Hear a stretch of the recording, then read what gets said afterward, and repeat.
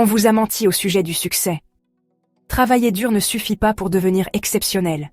Et si je vous disais que dire non plus souvent pouvait tout changer? Et si la véritable innovation ne consistait pas à en faire plus, mais à éliminer les distractions?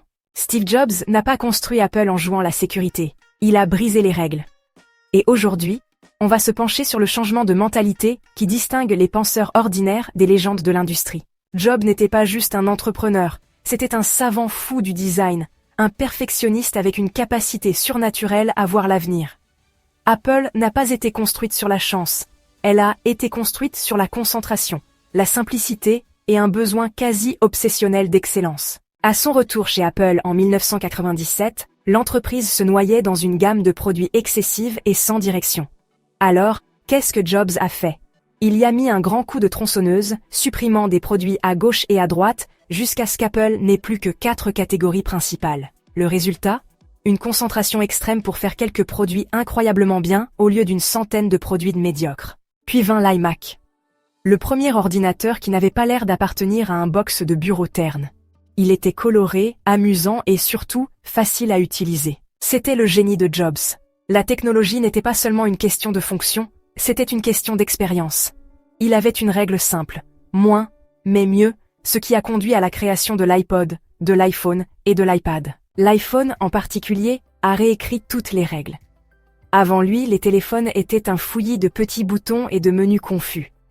Jobs a tout mis au rebut et a dit « Et si ce n'était qu'un écran ?» Le monde a ri.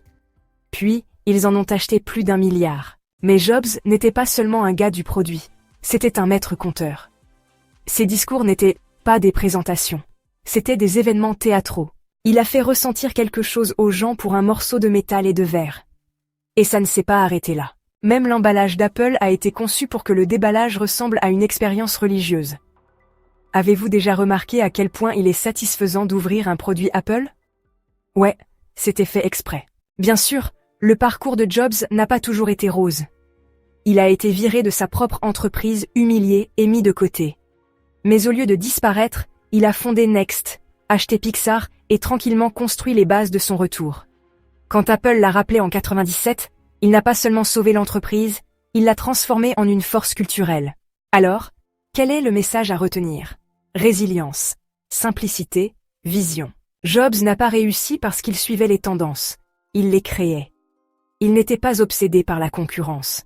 Il était obsédé par la création de choses dont les gens ne savaient même pas qu'ils avaient besoin. Il a dit un jour, « Les gens qui sont assez fous pour penser qu'ils peuvent changer le monde sont ceux qui le font. » Et, eh bien, il n'avait pas tort. Maintenant, continuons la conversation. Quel est le produit qui, selon vous, a le plus changé le monde? Laissez vos pensées dans les commentaires. Si ce n'est pas déjà fait, cliquez sur le bouton d'abonnement pour soutenir la chaîne. Prenez soin de vous, prenez soin de vos proches, et je vous retrouve bientôt dans une autre vidéo.